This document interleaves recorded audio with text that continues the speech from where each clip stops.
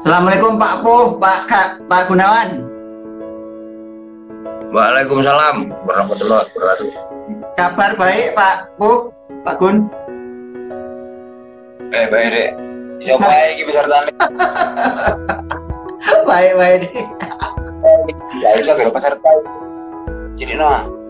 Mana tuh jadi no? Jualnya ini tak? Ya Pak, perlu tambah peserta apa enggak? Apa judulnya apa?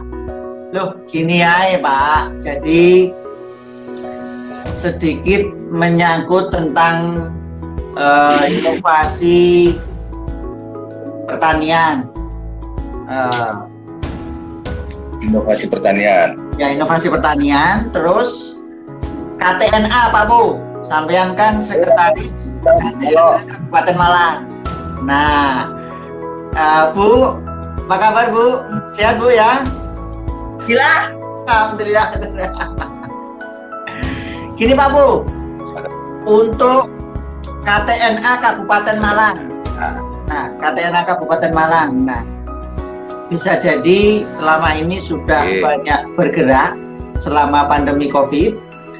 Nah, bisa jadi juga ada inovasi baru yang dulu saya tahu bengkel apa namanya itu, bengkel mimpi Pagelaran Pak Basiri itu kan termasuk juga dari Pak Puh ya. Nah, sekarang di sana sudah jadi P4S. Nah, mungkin KTNA sudah punya peta. Kira-kira ada calon P4S baru, termasuk mungkin di Wagir ya. Belum lama ini kan di Wagir sedang panen wisata panen jeruk.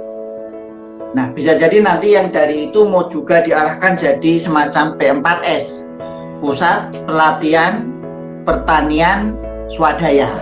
Nah, bisa jadi mau diarahkan ke sana juga. Pertanian. Hah? Itu Pusat Pelatihan Perdesaan Pusat Swadaya. Pusat Pelatihan Pertanian Perdesaan Swadaya. Pusat Pelatihan Pertanian Perdesaan Swadaya, P4S ya, P4 berarti P-nya 4. Pusat Pelatihan Pertanian Perdesaan Swadaya. Oh bener, betul Pak Gun. Nah, terus Pak Puh, satu lagi, nanti cerita KTNA itu satu lagi, bisa jadi nanti KTNA akan mensupport, akan mendukung apa yang selama ini mungkin jadi bukan keluhannya penyuluh ya, tapi apa yang penyuluh belum bisa capai ya, entah itu penyuluh swadaya, entah itu penyuluh swakarsa, penyuluh kalau dulu ada THL, penyuluh P3K, termasuk semua penyuluh Pak Bu. Gimana Pak Bu? Halo Pak Bu? Kok berhenti ya?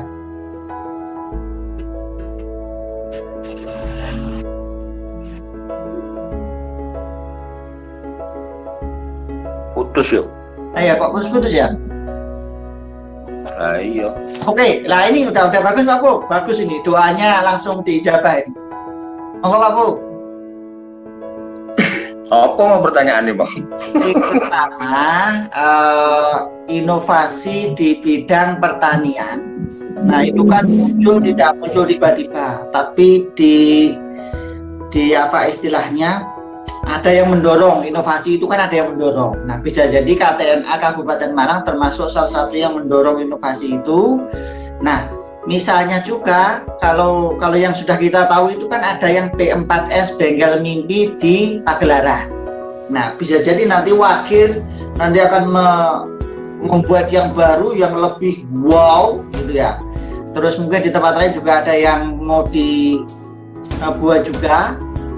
Yang pertama itu, yang kedua Pak Bu, bisa jadi KTNA juga sudah menangkap katakanlah apa yang menjadi bukan keluhannya penyuluh ya, tapi apa yang penyuluh belum bisa capai. Penyuluh swadaya, penyuluh kontrak, penyuluh P3K atau penyuluh semuanya. Ini kan sebenarnya lingkupnya KTNA juga Pak Bu. Gimana Pak Bu?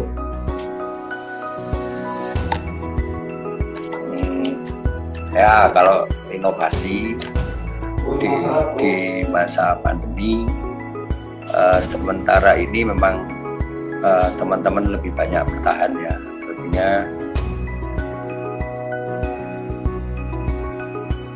hampir di semua sektor sekarang bisnis itu mati, tak pernah mati karena memang sangat dibutuhkan.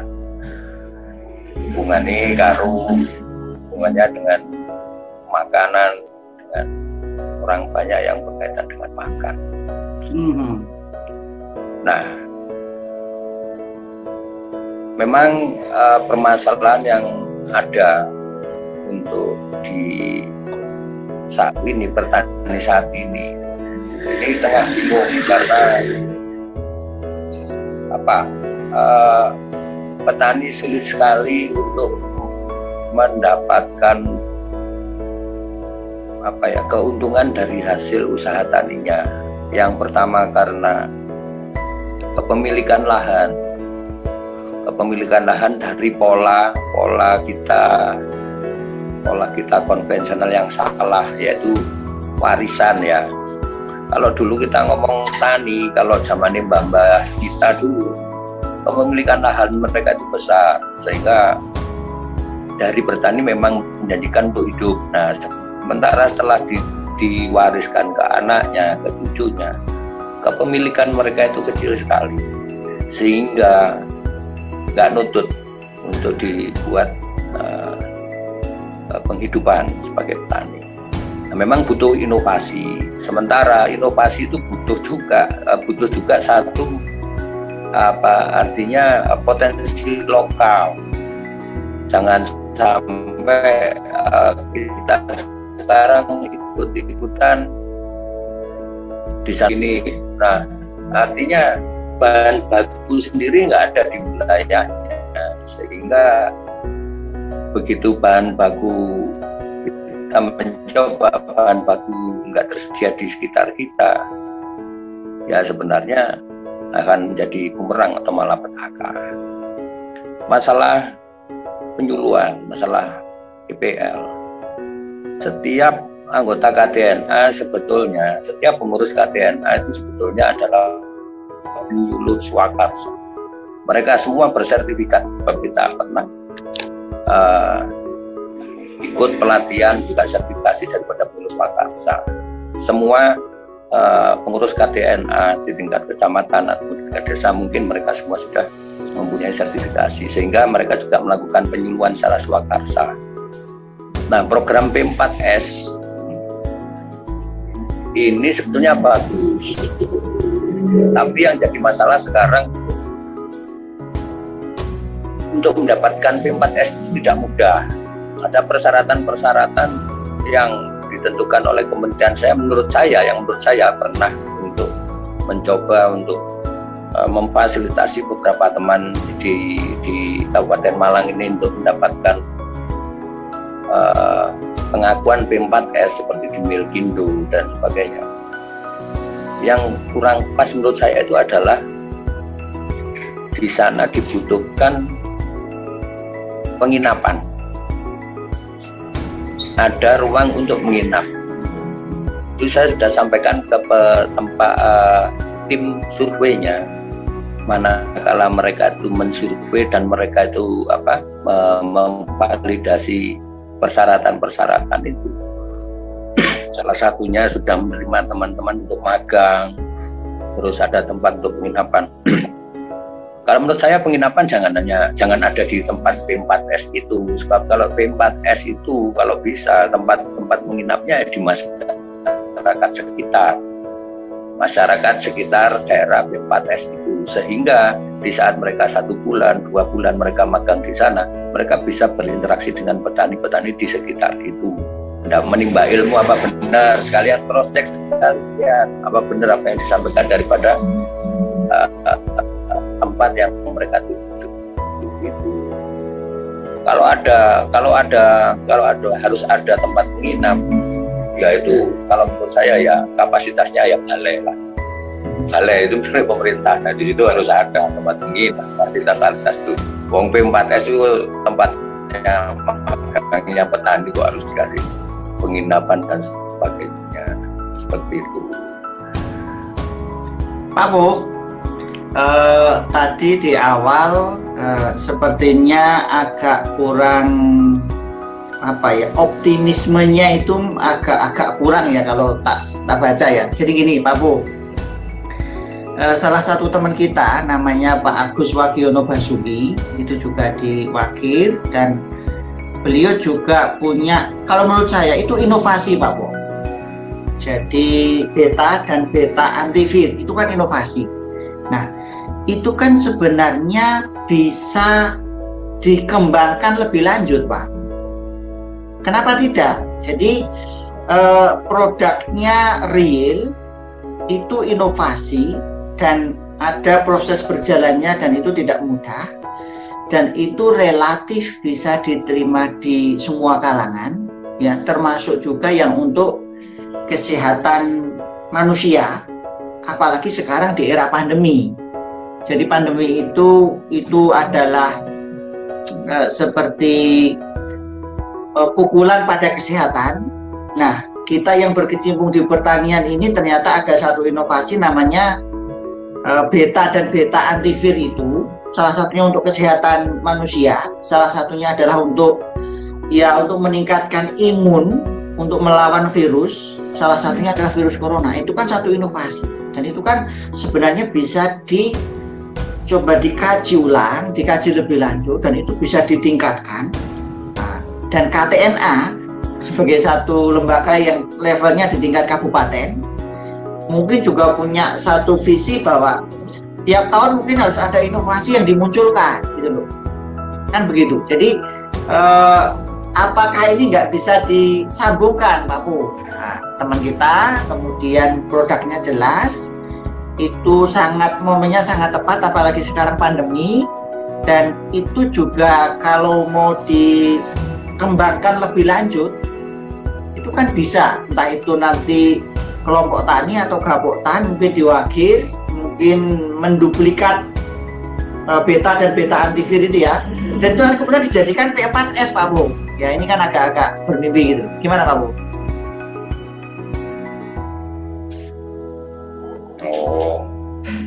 Kalau masalah itu Mas, sebetulnya beta itu ke KTNA itu sudah, dan sampai saat ini ada beberapa teman yang tetap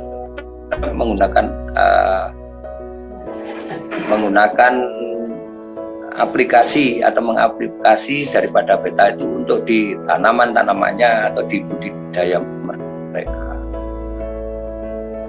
Tapi link kita kerjanya itu artinya beta di sana hanya pengadaannya ataupun mendapatkannya ada di lewat teman-teman yang ada di BPL sendiri. Sayangnya akan cuman begini Mas. Mohon maaf ini sebelumnya, karena saya berkali-kali menunjukkan kepada kepada kepala dinas, mungkin kepada orang-orang dinas lah yang ada di level kabupaten, ada di level provinsi, bahkan yang ada di pusat, perihal apa yang inovasi kita ini. Sambutan mereka, tanggapan mereka bagus. Hanya saja sampai saat ini uluran tangan dari orang-orang katakanlah yang punya punya kewenangan untuk menyampaikan ini, apa yang sudah kita temukan ini kayaknya belum, karena itu tadi berhubungan dengan beta itu nantinya pasti ada seharusnya ada paten dan sebagainya. Paten dan sebagainya, tapi karena kalau ini mau dibuat untuk P4S, nah tergantung aja teman-teman ini oke atau tidak untuk menularkan apa yang sudah kita temukan ini. Katakanlah iya seperti itu. Tapi respon sendiri daripada, ya kita jujur aja teman-teman sekabupaten sendiri, apalagi yang menemukan cuman itu gitu. Kita sendiri kalau mau jujur malah PUPT ada dua kepentingan yang berbeda. Dua kepentingan yang berbeda ya, nggak bisa lagi dan menunjang, saling menunjang. Sehingga kembali ya. Lah pokoknya nggak iso ketemu lah. Nah, seperti itu. Kalau kita berjuang untuk memasyarakatkan ke petani, bagaimana cara kita itu bertani mudah, bertani murah, dan hasilnya melimpah. Caranya dengan membuat pupuk sendiri yang organik, perlahan dari semi organik yang nantinya menuju organik. Nah lucunya di saat serapan pupuk, ada serapan pupuk kimia di wilayah kerja kita itu kurang, artinya masih banyak belum tertebus gitu. Kita selaku BPL ditanya, ya apa serapannya kok kurang? Lah, berarti serapan kurang cepat ini kan berarti keberhasilan kita memasyarakatkan itu. Iya. Harus bagaimana? Betul. Pak Po, jadi ya bisa jadi kita itu kan punya harapan besar pada KTNA, kontak tani nelayan andalan, levelnya di Kabupaten Malang. Kemudian tadi sudah disampaikan bahwa yang ada di KTNA juga para penyuluh swakarsa yang bersertifikat, yang tentunya nanti punya visi yang juga entah itu nanti organik ya. Kemudian walaupun lahan pertanian itu makin menyempit, tapi tentu kan ada solusi. Entah itu nanti hortikultura, entah itu nanti tanaman toga, karena sekarang tren untuk konsumsi toga juga meningkat. Entah itu nanti istilahnya beberapa komoditas yang saat ini sedang tren. Nah, misalnya juga ada porang dan sebagainya. Jadi harapan kita masyarakat kepada, termasuk saya sendiri, menyuruh kepada KTNA itu kan besar. Kalau tadi mungkin belum ada ketemu kan, bukan tidak mungkin, next time itu kan ketemu ya. Jadi produk beta nanti itu makin dikembangkan, kemudian nanti katakanlah diwakil jadi B4S. Nah, kemudian nanti kalau kemarin beberapa waktu yang lalu itu jeruk panen ya, wisata panen jeruk. Nah, mungkin nanti ada kombinasi bahwa jeruknya itu organik, perlakuan utamanya juga pupuk organik beta, kompos plus, pupuk organik cairnya juga beta dan sebagainya. Jadi harapan itu tentunya masih ada gitu loh Pak Mo. Ya, memang kita ingin beda, artinya kenapa kita kemarin tuh buat acara breakthrough di daerah Wakir. Ibarat pemain bola ya, pemain bola itu Wakir punya potensi sendiri tapi nggak punya klub ya. Ikut klub di sana, jadi kalau petik jeruk ya tahu kan gitu kan. Saya undang beberapa beberapa penjual bakul jeruk besar yang ada di Malang Raya ini. Saya sebut nama saja. Nah katanya, oh adik saya sudah pernah kalau sering panen di sana. Terus begitu mereka datang ke BPP, terus saya ajak ke sana. Adiknya ngomong, oh Mas kalau di sini saya belum pernah. Tuh, inilah ternyata di sini ada jeruk dan hamparannya lumayan. Untuk tahun ini aja yang kemarin kita buat panen petik jeruk itu sekitar 10 hektar sampai bulan 8. Kecil memang. Tapi untuk tahun kemudian ada lebih dari 200 hektar potensi yang ada di Kecamatan Wakir. Dan perlakuan kita buat ya berangsur-angsur. Sekarang ini baru semi organik, nantinya akan organik dan semua pakai aplikasi beta tersebut. Nah, untuk seperti tadi yang harapan KTNA itu nantinya bisa menyentuh, bisa mewarnai. Saya berpikir begini, pemerintah ini waktu saya studi banding di Thailand ya. Pemerintah kita ini kurang fokus menurut saya untuk untuk menangani komoditi per komoditi. Nggak ada database yang bagus, sehingga kita tahu sendiri petani kita itu petani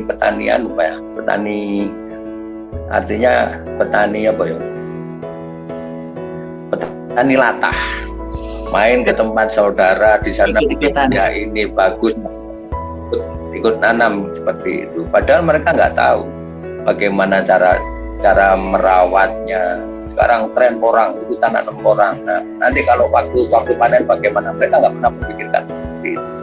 Berbeda dengan di Thailand. Di Thailand tuh hampir setiap provinsi itu sudah diplot. Kalau provinsi A itu ditanam jagung, maka di provinsi A semua jagung. Makanya kalau kita lihat, kita jalan, ganti tanaman berarti pindah provinsi. Nah, seperti itu. Jadi ada data, ada luasan yang jelas di situ, ada prediksi hasil panen kira-kira berapa, cukup enggak untuk negara kita sendiri, akhirnya kalau lebih harus diekspor kemana, seperti itu. Nah, seharusnya juga kita ini KTNA sendiri, saya mencoba untuk berdiskusi dengan teman-teman, jangan kita juga kita harus bisa sebagai contoh. KTNA ini kan cuma koordinator, artinya seperti semacam forum komunikasi daripada para poktan ataupun gapokta. Nah, komunikasi seperti apa ya, kita yang harus bisa nantinya menyampaikan. KTNA harus bisa menjembatani di wilayah saya, kecamatan saya ada potensi ini, mereka kesulitan untuk menjualkan. Nah, kita dari KTNA berusaha mencarikan terobosan untuk mencarikan link-link penjualan itu, atau ada sentuhan inovasi tadi yang seperti Mas Kes sampaikan. Sekarang ini sulit untuk dijual, harus dibuat seperti ini. Nah, kita harus cari link itu di mana, itu tugas KTNA gitu.